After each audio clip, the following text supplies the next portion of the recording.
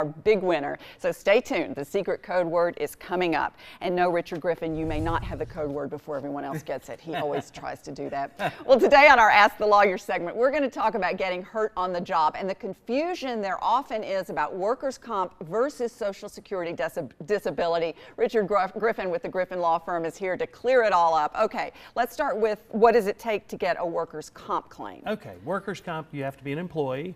You have to be on the job when it happens, doing something for the benefit of your employer. So if you're off on a personal errand, that wouldn't be covered. But that means any kind of accident, whether it's a fall from a ladder or a slip and fall or a lifting accident or a motor vehicle accident where you might be involved in a company vehicle. In that scenario, you could have a personal injury case against the negligent driver and a workers' comp case as well. Would it have anything to do with how long you've been with the company, or do you automatically get it? If you're an employee, you're going to automatically have workers' comp coverage as long as the employer has at least 3 employees. So most employers do.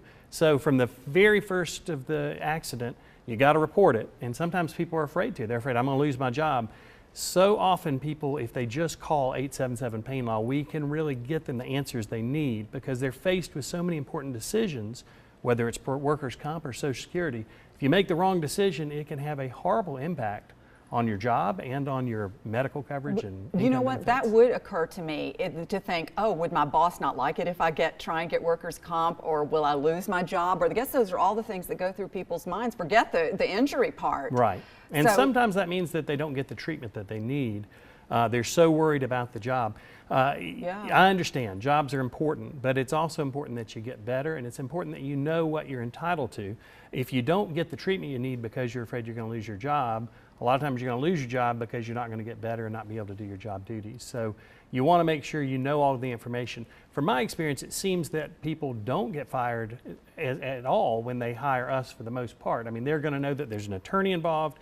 They're making the decisions that are needed to be made. And if they were to fire them for the wrong reason, that is going to let the employer know that that could be a potential problem. Never hurts just to give you a call right away when something happens. After you call your wife or your husband and say, honey, I've been hurt. Call Richard. All right, what about Social Security disability? How is that different? Well, Social Security disability it can involve an on-the-job injury. So you could have both and receive the monthly benefits from Social Security and the weekly checks from workers' comp. Usually there is an offset, but you can have both.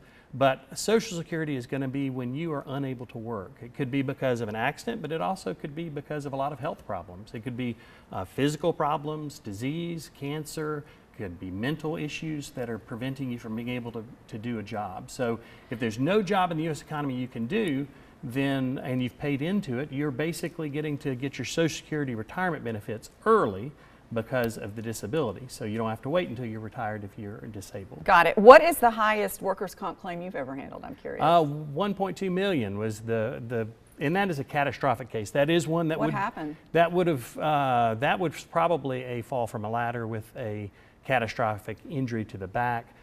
Multiple surgeries where they had failed back syndrome. So catastrophic meaning that they are never going to be able to go back to work. It is there's no job you can do.